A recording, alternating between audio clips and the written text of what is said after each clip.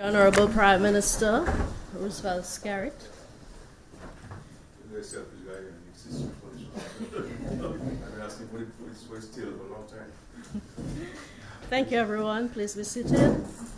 We acknowledge the Honorable Prime Minister, the Minister for National Security, Honorable Rayburn Blackmore, the Attorney General, Honorable Dr. Irving McIntyre, and other members of Cabinet, Acting Chief of Police Lincoln Corbett, the Cabinet Secretary, Permanent Secretaries, including the Permanent Secretary in the Ministry of National Security, senior members of the Commonwealth of Dominica Police Force, members of the media, listeners, viewers, everyone, good morning. As you are aware, over the past days, we have recorded troubling incidents of gun violence. This press conference will address this matter head on, and we begin with remarks from the Honorable Prime Minister. Good morning, ladies and gentlemen, my colleague ministers, the Chief of Police and his officers, fellow Dominicans, both at home and abroad, senior public officers, morning everyone, the press, obviously the press. I have called this press conference to address a matter of great national importance and concern. I thank the Minister for National Security, the Honorable Attorney General, the Chief of Police, and the senior rank of the Commonwealth of Dominica Police Force for joining me at this press conference. Over the past days, we have witnessed troubling acts of gun violence in Dominica. These incidents, brazen and reckless, have disrupted the peace and shaken the sense of safety that we hold dear as a people. I wish to extend my deepest condolences to the family of the victim of these violent acts and offer my sincere wishes for full and swift recovery to those who were injured. Let me be clear, this government will not tolerate lawlessness. We will not allow individuals with illegal firearms to destabilize our communities, endanger lives, and undermine our national security. As Prime Minister, upon my return to the country on Sunday, I convened an emergency meeting with law enforcement and security officials to thoroughly assess the situation and review the response to these incidents.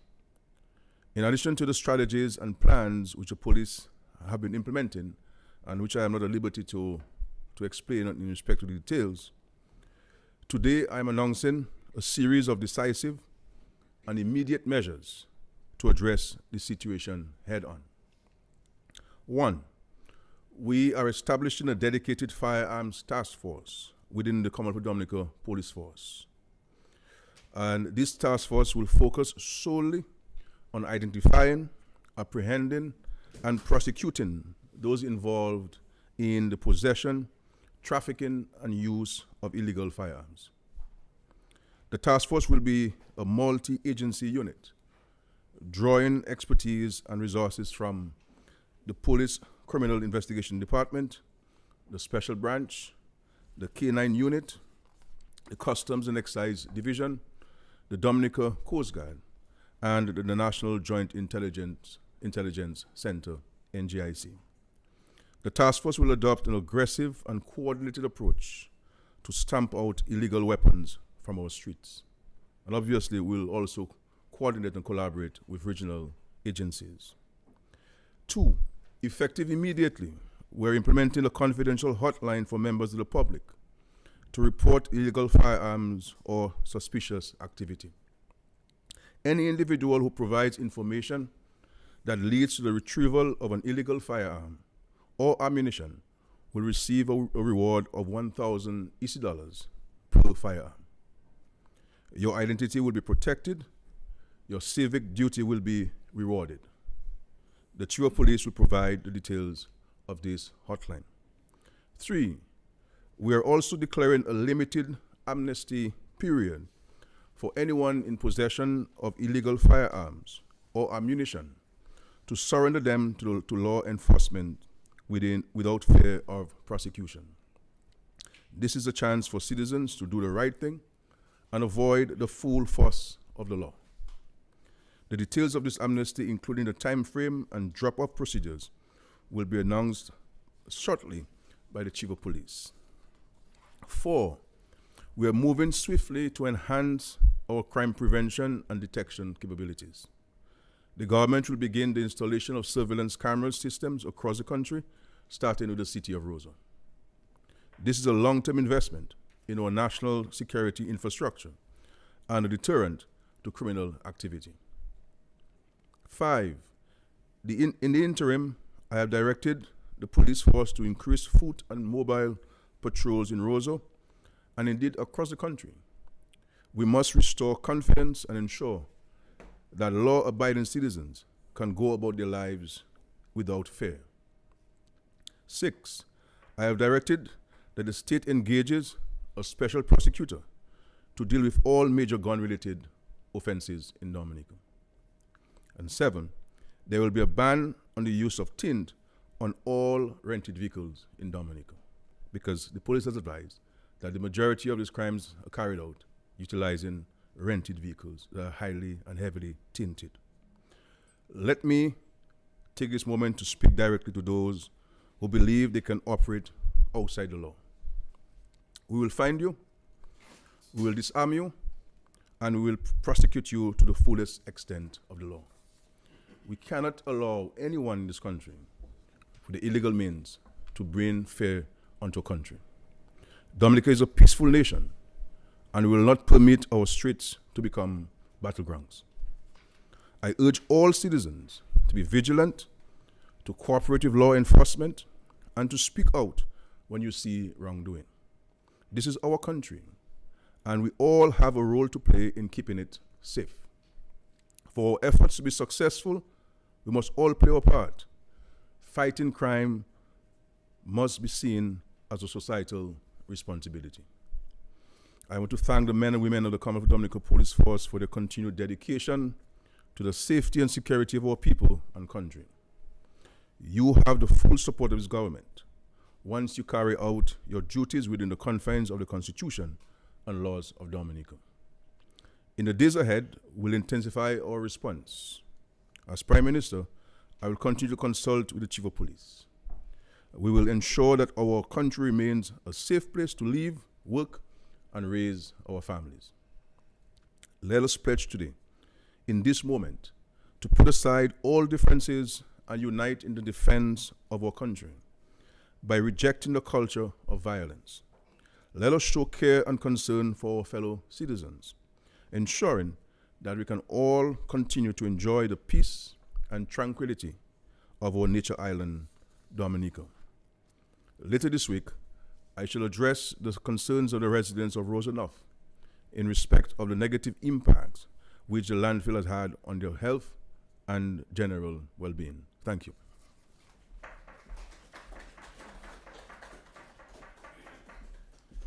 I wish now to invite the Chief of Police, Mr. Lincoln Cobbett.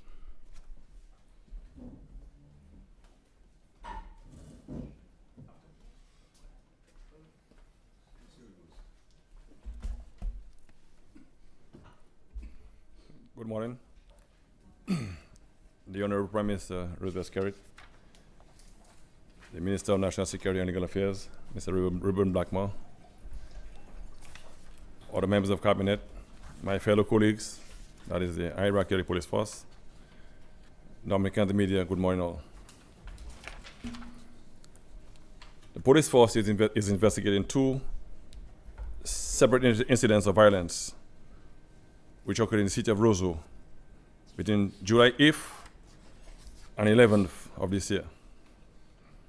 On the 8th of July, a masked man traveling in a motor vehicle discharged a firearm in the vicinity of the Alliance Francaise building towards a group of individuals. That shooting resulted in the death of Jean-Yves Bruno of Canefield. On Friday the 11th, a young man also discharged a weapon in the area of Ship Street. That discharge impacted a motor vehicle and also impacted a non-national from South Korea. Incidentally, he works on a local ship, and he received a gunshot wound to his buttocks. He has since been treated at the hospital and discharged. So his injury, thank God, was not life-threatening. We provided all the necessary support that we could to the family on the side of the police and also on the side of the agency of the state. And we wish him a full and speedy recovery. For the year thus far, that is this year, we have recorded 11 homicides. 4 of these homicides have been committed with the use of firearms. I can also report that 6 of those homicides have been solved, and we are actively investigating the other matters. Those involving use of firearms have not been solved, meaning that nobody has been charged. However, we have suspects in 3 of those matters. And although I may not say why we are announcing people are wanted, but I suppose you can draw your own inference. But we have suspects, I said, 3 suspects that we actively looking for. We're in search of Ian Alfred. Again, he's wanted by the police for serious offense.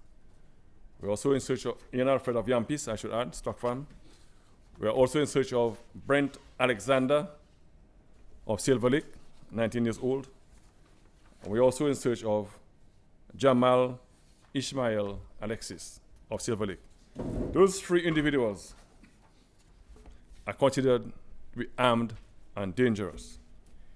In addition to the 3 I mentioned, we had already mentioned some about a month ago that we also have we are also in search of Scott Flora and Ramali Henry. All these 5 individuals are considered to be armed and dangerous. However, we are urging the public to give us information as to their whereabouts so we can deal with them accordingly.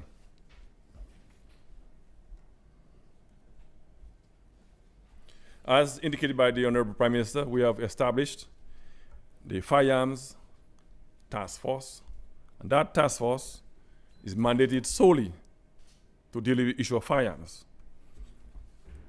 So sometime later in the week, we'll roll out everything, but what I can say thus far, that task force will comprise no less than 30 individuals, 30 individuals. It will be headed by an inspector of police, and they'll be going after the issue of illicit firearms in the state. Now, effective the 6th of June of this year, we have ramped up our police exercises in search of firearms. And you will have seen the officers on the streets doing a lot of VCPs, what we call vehicle checkpoints. And also we've been also doing house searches. This is all in response to the increased use of firearms, callously that is, by members of the public. And to date, we have seized 7 firearms, 5 by way of VCPs, and 2 by way of house searches. So we've conducted almost 40 VCPs from June 6th to the 12th of July, 13 house searches, and as I indicated, we have seized 7 firearms. We've seized 84 rounds of ammunition, 16 motorcycles. We've made 4 arrests. We've also seized $15,000, 3 motor vehicles, and 1.1 kilos of cocaine. As an aggregate for the year so far, we've seized 49 firearms and 289 rounds of ammunition at the port of Dominica. We have made 2 major seizures that we announced sometime. But interestingly, in those seizures, we seized 3 high-powered AR-15 type rifles. These rifles, I've said before, those are weapons of war, and they do not belong on the streets of Dominica. Just going back to the year 2022, we would have seized 94 firearms in the year 2022 and 2,140 rounds of ammunition. In 2023, 35 firearms, 1,651 rounds of ammunition. In the year 2024, 27 firearms and 764 rounds of ammunition. And 2025 thus far, 49 firearms at the port and 289 rounds at the port. This to us is a very significant amount of firearms that we've seized. And for the year, again from 2022, we've arrested 51 people in 2022, sorry. In 2023, 42 individuals. In 2024, 31 individuals.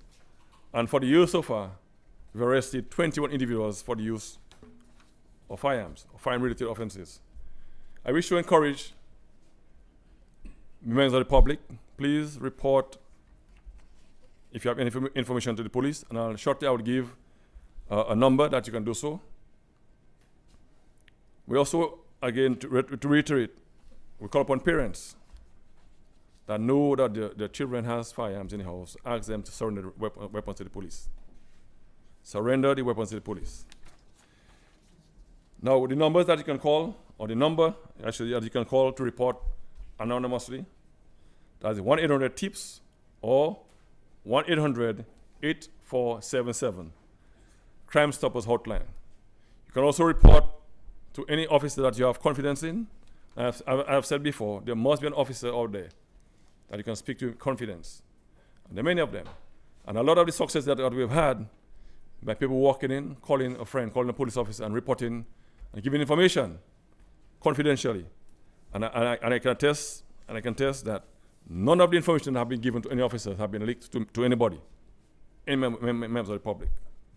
So you can rest assured that when you give information to a confident officer, a confidential officer, that it stays with him and we act upon it. Now, in relation to some of what was announced, I really want to thank the government of the American Prime Minister for the measures that he mentioned. We believe strongly that all these measures will assist us in ridding the streets of firearms. In terms of the warranty, you can take the weapon to any police station. You can take it to a priest, a pastor, or anybody that you're sure that will actually turn the weapon into the police. You won't be prosecuted at all if you surrender a weapon to the police. Additionally, any information leading to recovery of a firearm, as indicated, a reward of $1,000. A reward of $1,000 for any weapon that has been, any information, that's related to the recovery of a firearm. And as indicated before, you will see us, we step up our operations, our foot patrols in and out of the city. I will not go into detail on our operations, but you will see much more activity of the police going forward. Again, just to encourage members of the public to please give us information and feel free to call the numbers that I have indicated. Just before I end, I really want to thank the officers that have been working with us. Over the past 3 months, we've been pushing real hard to ensure that we can get rid of firearms on the streets. And the officers I know, they have been working very hard. The members of the Anti-Crime Task Force, under the leadership of Mr. Hillier, have been working very hard. Many times they don't get any rest day. I just ask him to give them some time that they don't get any burnout. But I cannot live here without thanking them, and asking them to keep pushing. Because we can't give up. If we give up, we know what's going to happen. A lot of countries that are worse off than us started little by little, and it went out of control. So just to reiterate that the officers, I thank you very, very much, but I'll be asking much more of you to ensure that we can get rid of the firearms. Thank you very much.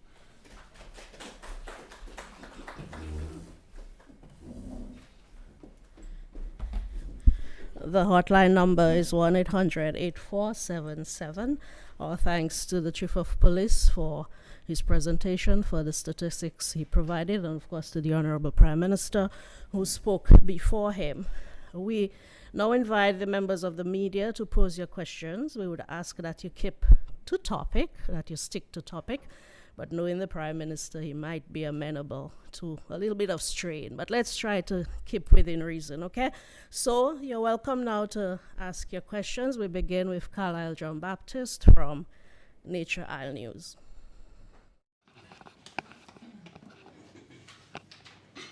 Thank you very much. I also have with me a copy of the Bail Act, and you would know that I normally go to court. One of the things that I've been seeing is the type of sentences that magistrates impose on persons who are found guilty or who plead guilty to firearms-related offenses. When will the government go to Parliament and amend that law? Because, for example, in St. Vincent, if memory serves me right, once you've pleaded guilty or once you are guilty, it's a mandatory jail sentence in St. Vincent and the Grenadines. The other question also has to deal with bail. We have a Bail Act, and just recently there were some persons with several gun-related offenses. They pled not guilty. The magistrate remanded them, but they went to the High Court and they got bail. There seemed to be some sort of loophole in the Bail Act. When will government again go to Parliament to deal with that situation, amend the Bail Act so as to deal with those, please?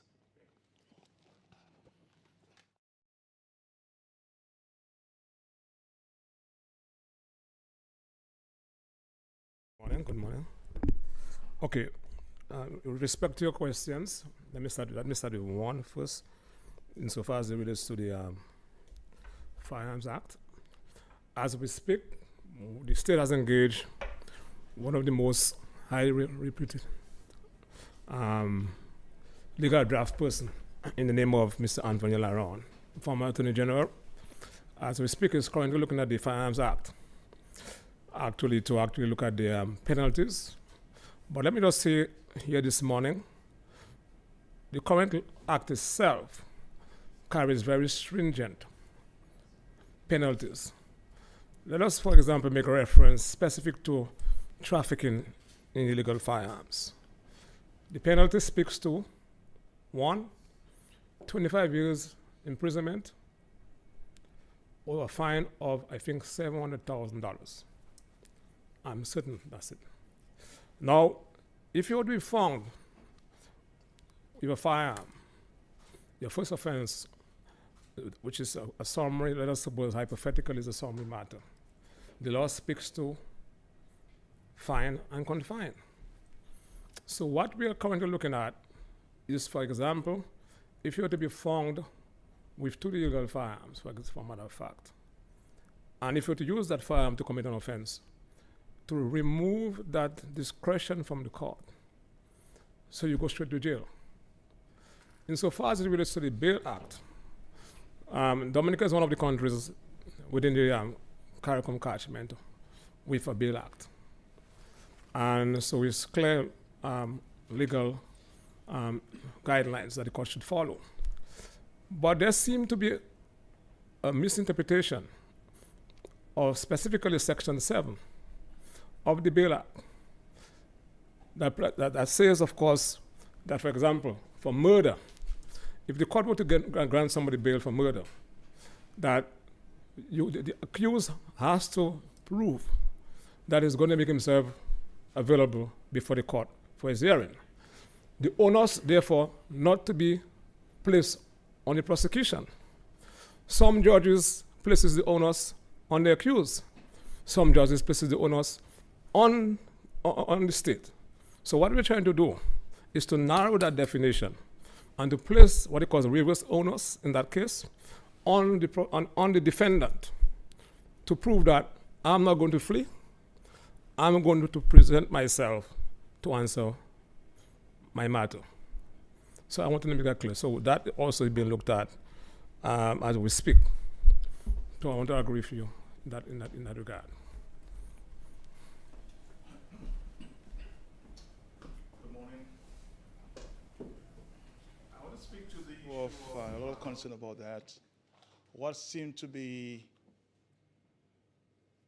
the searches going on by the police. A lot of people are making noises that you're infringing, police officers, infringing on the law when you search persons indiscriminately. I want the commissioner to speak to that. When do you conduct searches? Are these searches illegal? Just one question for the time.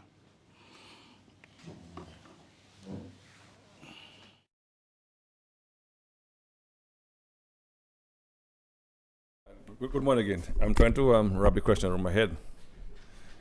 The police do not conduct any illegal searches. None whatsoever. When we conduct searches at your house, we have a warrant. When we stop you in the streets, it's because we have information that suggests that you may have a weapon or drugs or some other illegal thing happening. So we do not conduct any illegal searches whatsoever. Somewhat suggestion is that there's sometimes selective searches. That you select certain people to search. I do agree with you, Mr. Beltier. And as I'm saying, we arrested our own. We searched our own. So to say selective, we could have said, oh, well, leave the officer. No, we searched and arrested our own. So we're not doing any selective searches. We based upon information that we have, intelligence that we have. We conduct searches. We use warrants or information as in case of a motor vehicle, we can stop you and search you. But as I said, we do not conduct any illegal or unlawful searches on anybody. And anybody who wants a search has been conducted on your house, you want to see a copy of your warrant, we have it. We show it to you at your house. We can't get you to read and what that happens, things happening. But we have it. And the way we obtain warrants is by information. We must lead information before magistrate or before the chief of police, who has the power under the Firearms Act to issue warrants. But in short, we do not conduct any illegal searches on anybody's premises.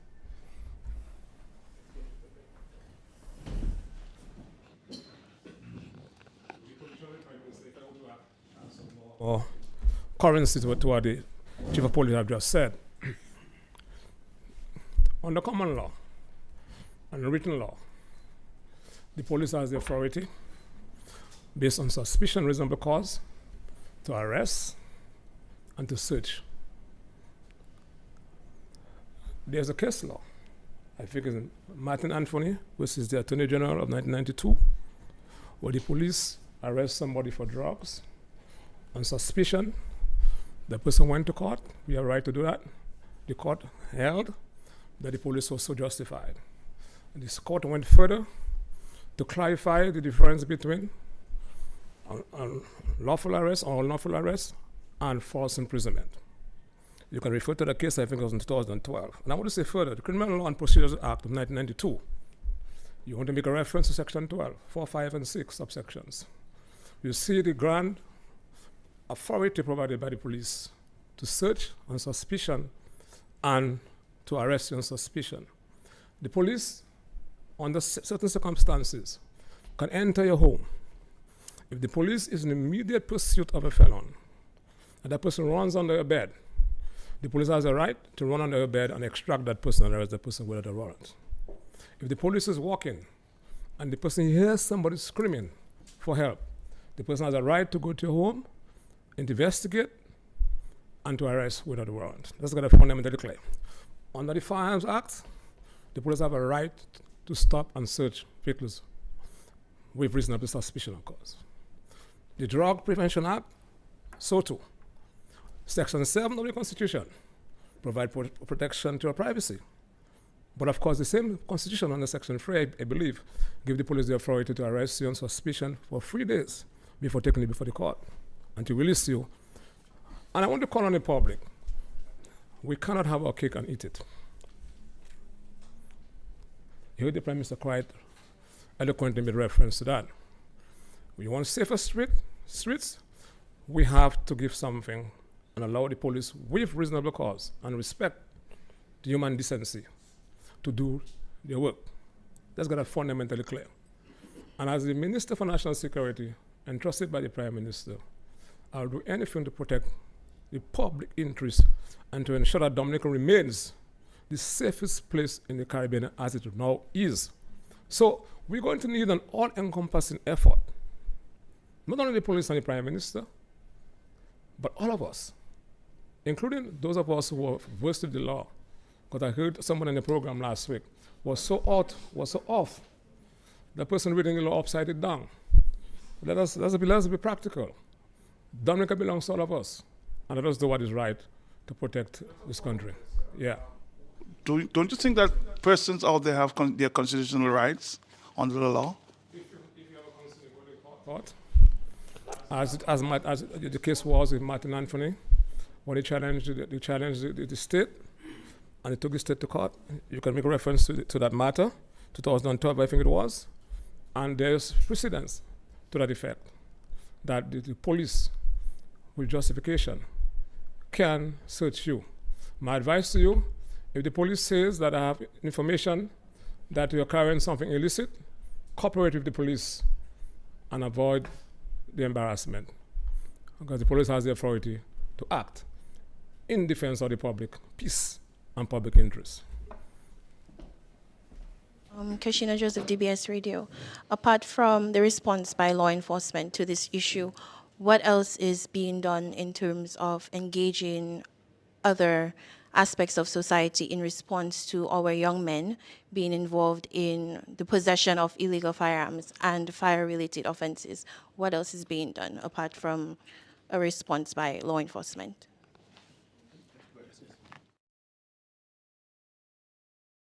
Because you spoke about the amnesty, but you did not give any specifics as it relates to the amnesty when it starts. Also, the issue of the tinted vehicles.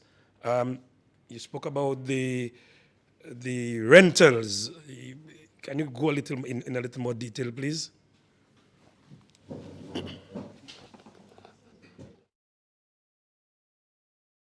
Yeah, thank you for the questions. In respect to the other engagement in society, as I said, crime is a societal problem, and it's going to require everyone in the society to play his or her part, or their part, in fighting this situation.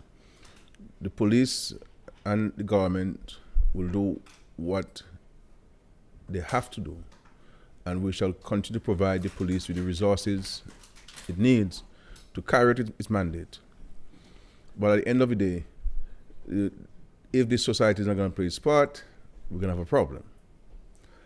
And therefore, the churches, the wider community, families, we need to also be part of the conversation. And we need to be part of the advice, giving the advice and admonishment to those who we believe might be part of this exercise. And so we'll play our part, but the churches, the schools, the business community itself too. The business community itself has to play its part. Can we not get some vehicles donated by the business community? Can we not provide the police with some supplies? You understand what I'm saying? So there are some things that each of us can do and should be doing. We are offering $1,000 for anyone who reports the presence of illegal firearm, and if it's successfully retrieved, that person will receive $1,000. We would be more than prepared to receive from the Sunday collection some of that, and from the business community some of that, and any other citizen in the country who would like to contribute to that fund. We would certainly welcome contributions from any individual or entity in respect to that fund. But the other point to answer your very important question is that we must also allow, as a society, the police to carry out its duties. The police, the only person in this country who is not above, who's above the law is the president, insofar as the president is in office. The police has to carry its duties within the confines of the Constitution and the laws passed by Parliament. Once they do that, it's important for us to provide them with the support. So I have heard, for example, complaints that why is the police stopping people? Because we may be inconvenienced for one reason or the other. But if the police does not do these things, how do we retrieve those firearms? And when is the best time? The police carries out those actions based on their own intelligence, based on their own strategies, based on their own plans. You understand? And therefore, we need to give the police the leeway within the laws and the Constitution to carry those duties. Because it's obvious to you and to all that the police has identified the presence of illegal firearms to be the major threat confronting the country. And every time in our history, it has been one thing or the other. It was marijuana in the 70s. It became cocaine in the 80s and 90s. It became burglaries at some point, and so forth. Now it is guns, and this is a worldwide phenomenon. And the reality is, we do not want to get into the situation where we have 60 and 40 and 50 homicides carried out by the use of illegal firearms, or any firearm for that matter. And so it's important for us to play our part in stamping it now. And we believe, based on the advice of the police, that the measures announced today, in addition to the strategy and the plan that the police has already been employing, will give them additional, quote-unquote, ammunition to help address that particular issue confronting our country. So we are going to give the police support. In respect to the amnesty, obviously we will announce the commencement. It will be for a short period of time, because, as you know, we've tried this before. The last time we tried was last year. Last year, how many firearms did we get? Three. Whether it was one, great, because that's one less on the streets, so we have three less on the streets. So we will be putting this forward, but for a very limited period of time. In respect to the tinted vehicles, we've been advised to limit it for the time being. It may very well be extended down the road to all vehicles except those identified by the chief of police. But for the time being, based on the information that the police has, the majority of these offenses are being carried out with the use of rented vehicles that are heavily tinted. And you would have heard of an incident that took place last week, which the public itself had concerns about. But had that vehicle not been tinted, the police would have been able to see the occupants of the vehicle. You understand? And that would have had a different outcome had the vehicle not been tinted. And so we're doing it both for the safety and security of the occupants of the vehicle, and for those who are going about their duties wisely. There was 2 years ago, some people were kidnapped, and they said they were being driven all over Roseau and parked in the vehicle, and nobody could see anybody in the vehicle and so forth. Had this vehicle not been tinted, you would have seen these people being occupants of the vehicle and so on. So I think what we need to allow us to do in this country is to put aside all differences and recognize that we have an issue to deal with. And the question is, how do you deal with it? And yes, we will look at the laws, as the minister quite rightly pointed out to your questions.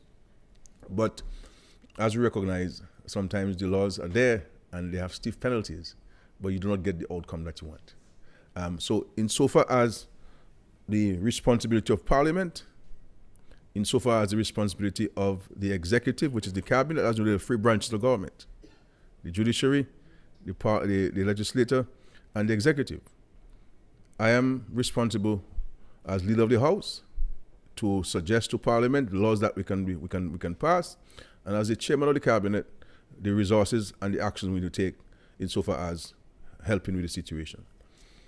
There's an other arm that has to play a crucial part, which is the judiciary.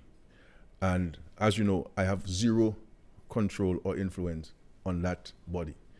But at the end of the day, as I've said to the Chief Justice, and the current acting one, and previous Chief Justices, judges live within our societies, and they are aware of the issues which the residents and citizens of those countries raise. And it is always understood that in the dispensation of decisions, that the situation confronting the country or the society at the prevailing time would be considered as part of your consideration, because it is the judiciary has a fundamental responsibility in helping to improve the safety of our citizens and residents. And so while I do not want to go into details of some of the actions that the judiciary has taken in recent time, but I believe the overarching principle is that the judiciary is part of the society and not devoid or outside of the society. And therefore, their actions must reflect those circumstances. Prime Minister, it appears that you preempted my follow-up question, but you were very diplomatic in your answer, because just recently we are aware that a High Court judge granted someone on a murder charge $1,000 bail in Dominica. What sort of message is that High Court judge really sending? $1,000. So I'm happy that you stated that you are in contact and you've been very diplomatic, but maybe, and I say maybe, it is time that you send some sort of message to the Chief Justice, because, I mean, we have been affected in Dominica. This is serious. How do you grant an individual on a charge of murder $1,000 with a fish gun? I mean, this is crazy. Well, I mean, it's not only for the government or the executive, as you say, the director of public prosecution or the chief of police to express those outrages. I mean, it's left to us in the society. The other groups, the very groups which the reporter from DBS raised, the question. I mean, what are we saying? Where's the Bar Association, all of this? The Bar Association makes statements of all kinds of things, except those matters. Is it that, you know? So I think that the private sector, the Council of Churches and the Evangelical Association, I mean, all of them play a part, and all these groups that say that they're human rights groups and want to be smudged in the name of Dominica international community, foreign agencies. These are things that we should speak about, because the reality is all of us live in the society, and all of us will be vulnerable, no matter who you are.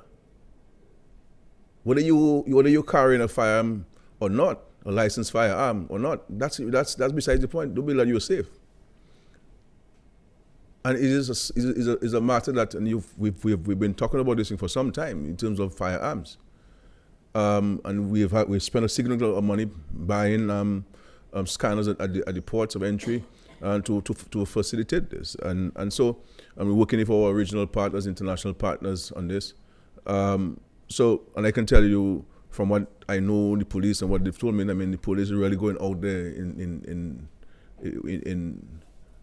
quote unquote full force to seek to curb the incidents. Now, we recognize that a lot of the firearms are in transit to mainly the French territories. You understand? But once they're in transit and they're available, somebody will use them at some point. You understand? Yeah. Mr. Prime Minister, have you seen in transit? A comment there.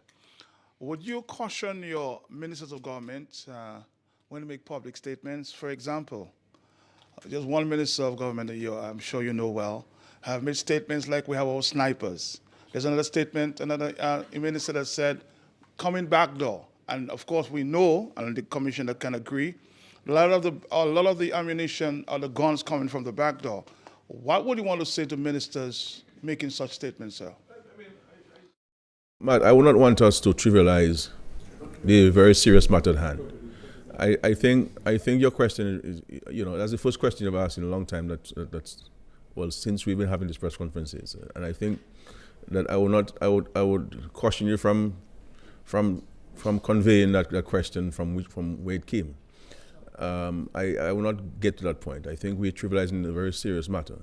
of which, I came back to the country on Sunday afternoon, and I met with the police for almost 3 hours on Sunday afternoon, after flying some 16 hours, because I recognize that, and we always said so, and now the public is recognizing itself, that the presence of illegal firearms in Dominica is a serious matter. And that we have to stamp it. This is why, if you realize, and I'll end now, realize the police has reduced its actions against marijuana. Because as far as the police is concerned, marijuana does not feature currently where guns feature or cocaine feature. You understand? This is why when I meet people and I know people are planting in the mountains, I say to them, look, it's okay, you can plant, but if you have illegal firearms, the police will come for them. And when the police come for them, whatever you have planted, at whatever stage it is, whether it's close to 6 months,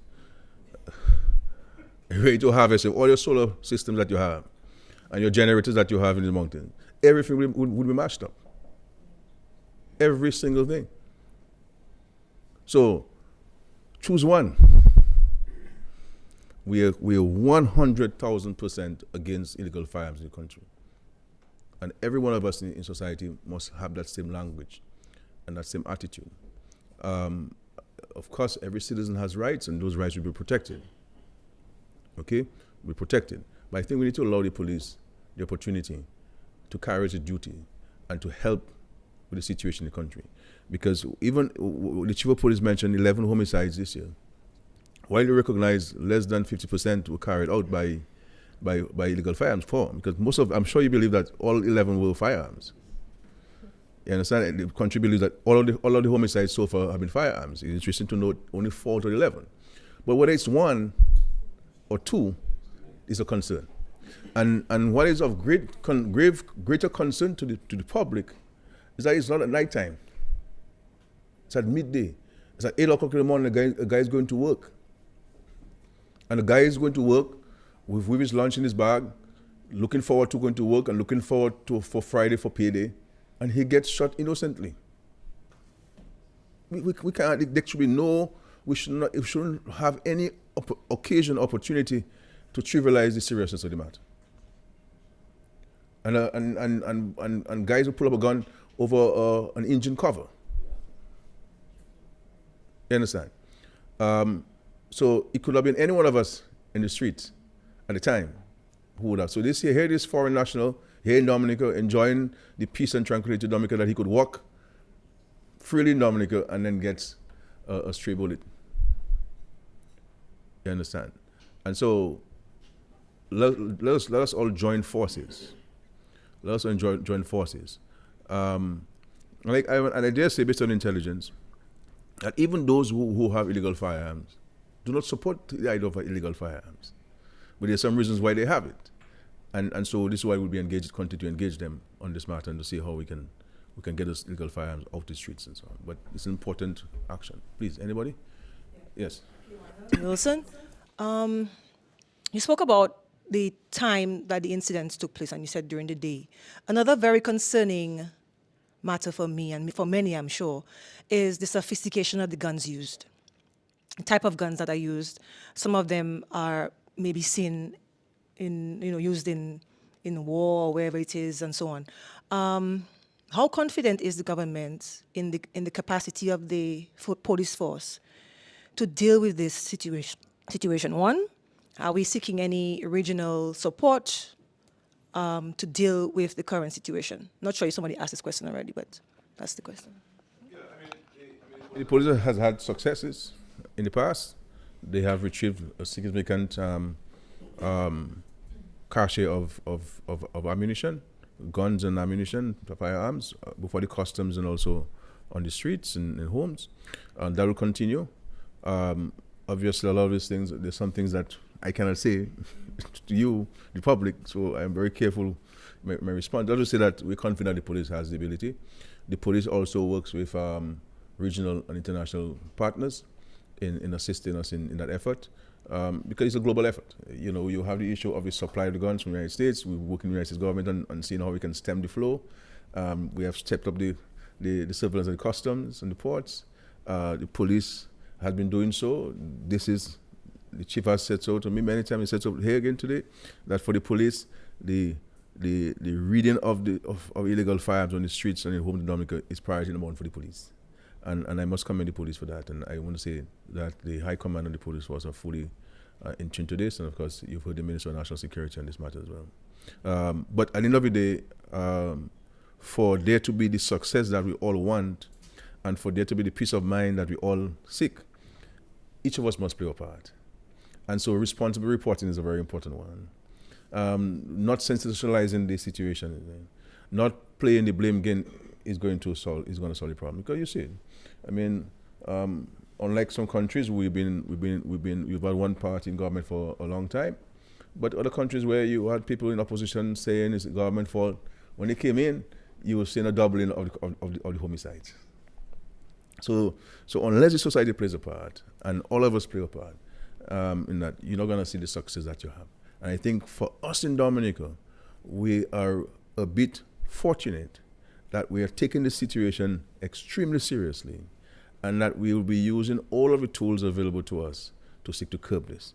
And I believe in listening to the public's reaction and the suggestions of the public as to how they believe that we can address this issue, I'm satisfied that we have the support of the public in large measure in carrying out those duties. So I think the measures that we have announced here today, in addition to what the police have been doing, I think it's important for each of us to express our support for them and to play our part in that.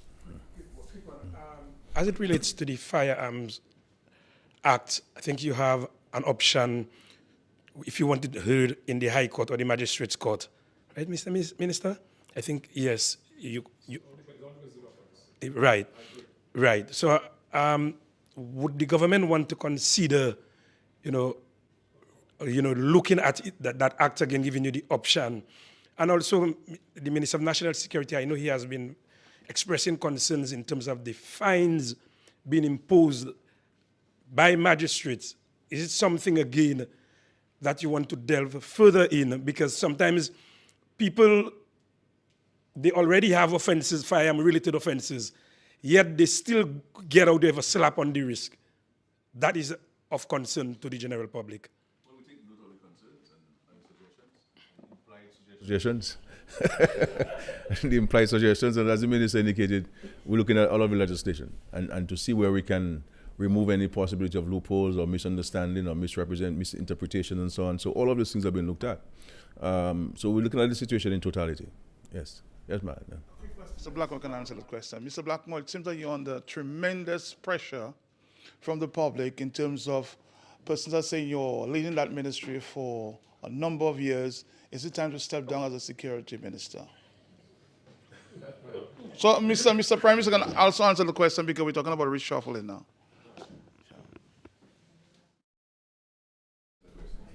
I know that falls within the level of competence of the Prime Minister. But I want to say that those who are saying that I know, and they have seen me as somebody between them and them, the ability to overrun the government. And you have to respect the government of the day. So that's not my fault that they're complaining. But again, I will stand for country. So it's not my fault that, they were not able to succeed with their endeavor to unseat a government elected by the people for the people. But when you look at the totality, the crime is significantly down.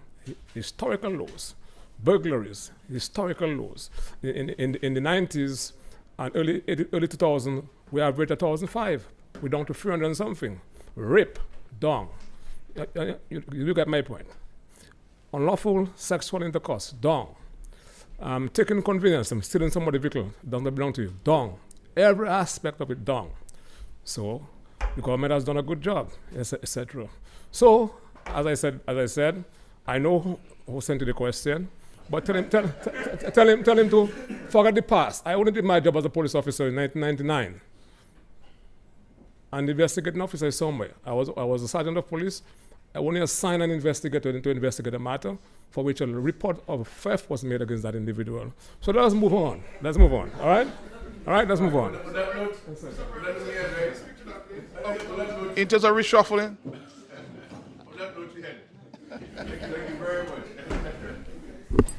Thank you, everyone, for coming.